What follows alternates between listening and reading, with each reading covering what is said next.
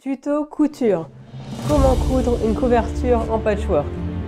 Dans cette vidéo, vous allez voir comment utiliser vos chutes de tissu et tous vos t-shirts, donc tout ce qui est en jersey, tous les t-shirts enfants que vous avez accumulés, en une couverture en patchwork toute moelleuse. À la fin de cette vidéo, vous serez capable de coudre un petit plaid en patchwork, un plaid que j'ai fait moi pour un enfant, ou alors pour votre chien si ça vous dérange pas que mettre ses poils sur vos créations.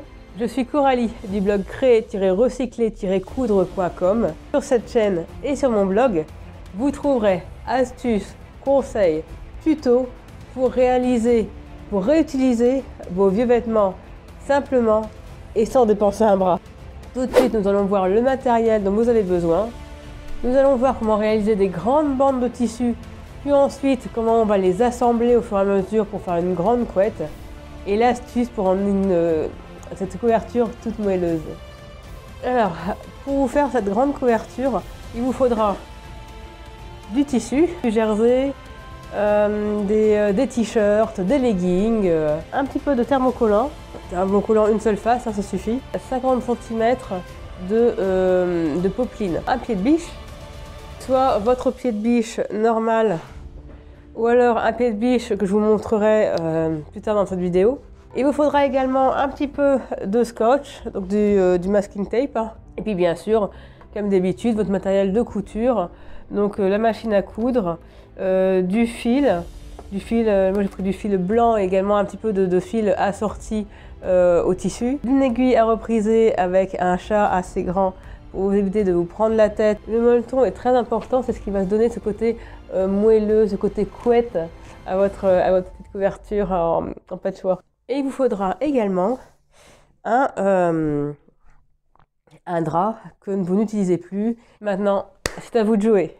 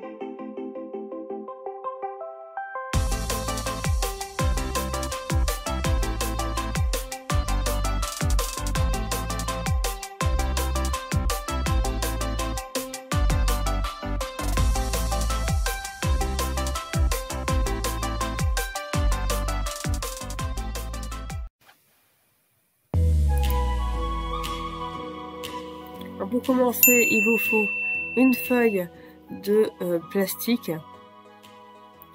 Le but c'est de pouvoir voir le t-shirt pour bien découper les carrés de manière centrée. Vous pouvez utiliser aussi un carton où vous découpez un carton de 20 sur 20 et vous enlevez l'intérieur 19 sur 19.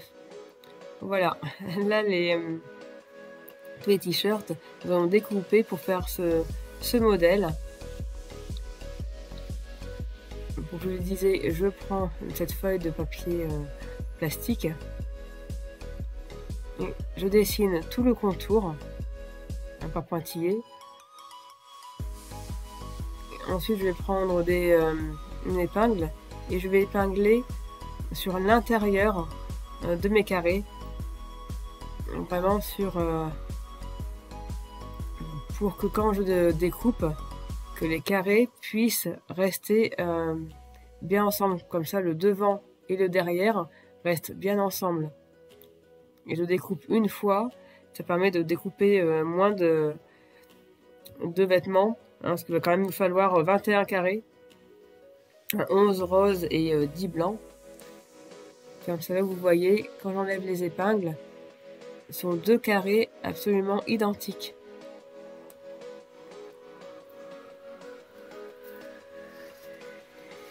Ensuite, pour le thermocollant, je découpe des carrés de 19 sur 19 cm. Et ça pour les 21 carrés. Et ça, c'est le coton. Là, j'utilise des bandes, 28 bandes de 6 sur 20 cm et 6 bandes de 6 sur 1,50 m. Là, je vous montre comment découper avec une roulette. Il faut vraiment tout doucement, en bougeant le pouce et les autres doigts, pour les faire avancer petit à petit. Et toujours du proche de vous vers le plus loin. C'est plus facile à découper. Et quand tout est fini, voilà, je mets l'une contre l'autre. Comme ça, je peux découper 2 épaisseurs à la fois. Hein, ça va plus vite pour les 28 petites bandes.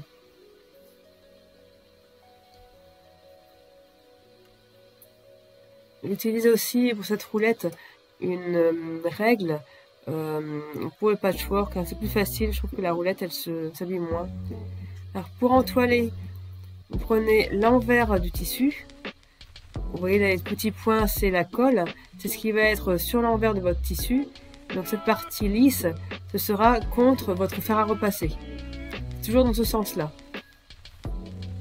L'intérêt de découper un carré plus petit d'entoilage, c'est que vous pouvez le mettre plus ou moins au milieu et ça va pas aller contre votre... la colle ne va pas être sur votre serviette. Là, on va passer vraiment très peu de temps avec un fer moyen et vous vérifiez bien que ça colle bien partout. Ensuite, donc j'ai mes 11 carrés blancs et mes 10 carrés blancs et mes 11 carrés roses, mes bandes. Donc du coup, je vais faire des bandes comme ce qui est inscrit sur le modèle. Je mets en premier, là, pour que je vois tout, et ensuite, je mets endroit contre endroit, je l'épingle pour pouvoir le coudre. Et j'épingle toute une bande d'un coup. Comme ça, après, j'ai plus qu'à coudre d'un seul tenant. Voilà, je commence pas par un point d'arrêt, tout simplement parce que toutes les bandes ensuite vont être reprises dans d'autres coutures. Voilà, je mets du masking tape à 1 cm du bord.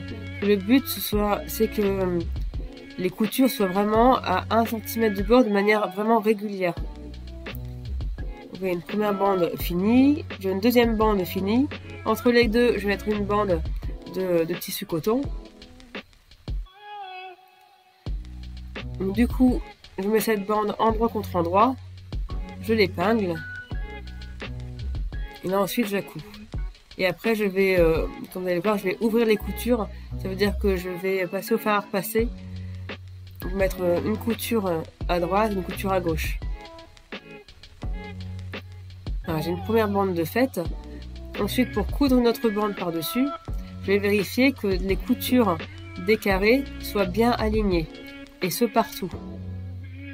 Alors, comment on fait?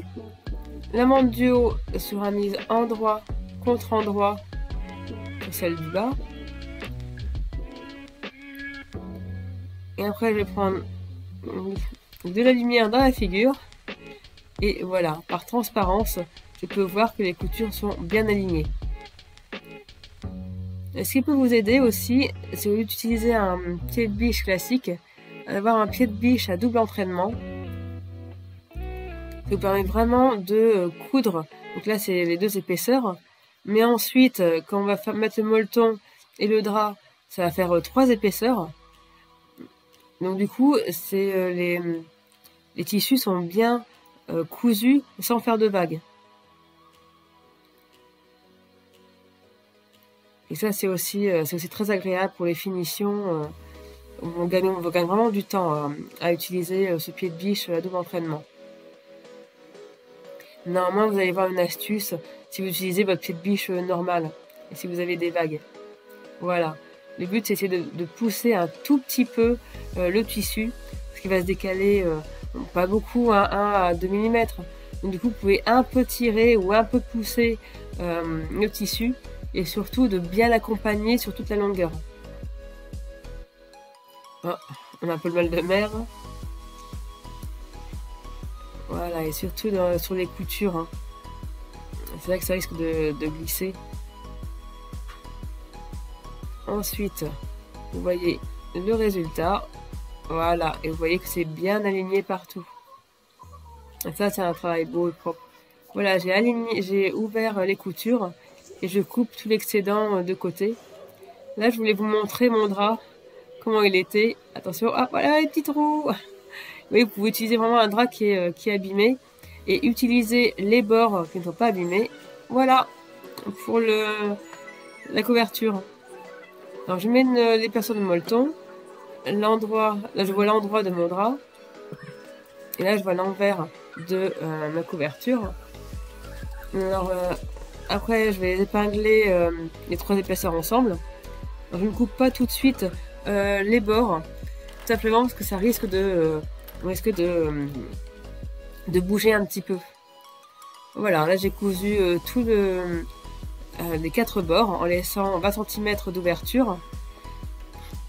Avant de retourner ma couverture, je coupe tous les bords. Comme ça, quand je vais les retourner, ce sera un angle bien net. Alors, quand je l'ai retourné, voilà, après le tissu qui reste, je le rentre sur 1 cm. J'épingle au fur et à mesure. Et après, soit vous cousez à la main, ou alors, moi je le fais à la machine, parce que de toute façon, ce sera utilisé, ce sera pas, votre post-morte ne sera pas contre un mur.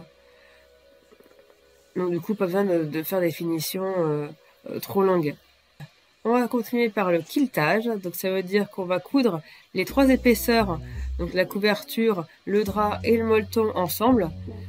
Et pour ça, on va épingler chaque carré, donc chaque épaisseur dans le milieu du carré.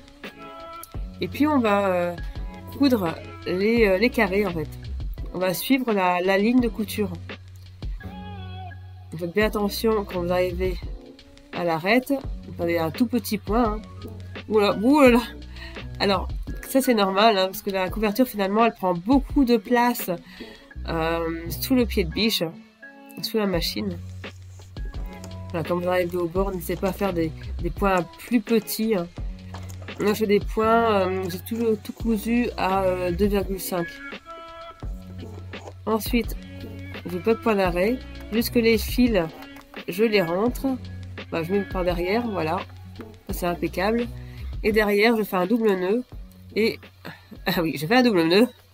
Et je coupe à 1 mm du bord. Ma couverture est enfin prête. Alors où j'ai mis les fils, voilà. Donc voici, on va rentrer les fils, on va faire un nœud. Et après, elle sera enfin prête, me dorloter à l'intérieur. On coupe à 1 mm du bord. Et ça y est. Ah. Alors, ah oui, voilà ma couverture finie. Alors, vous voyez, avec des t-shirts. Là, j'adore ce petit t-shirt. Là, il y avait une petite poche. Comme ça, quand ma fille le prendra à l'école, si elle le prend un jour à l'école, qu'elle est enrhumée, elle pourra mettre son petit mouchoir là dedans. Et ben voilà ce qu'on peut réaliser. Une bonne couverture toute moelle. Si vous voulez commencer le surcyclage, n'hésitez pas à télécharger mon livre qui est gratuit. Vous le trouverez sur mon blog créer-recycler-coudre.com. On se retrouve très vite quand mon rhume sera passé. Hein, en attendant, moi je mets dans ma couverture un petit thé et puis je pense que ce sera la sieste. Allez, à la vôtre, bonne santé et prenez soin de vous. Ciao.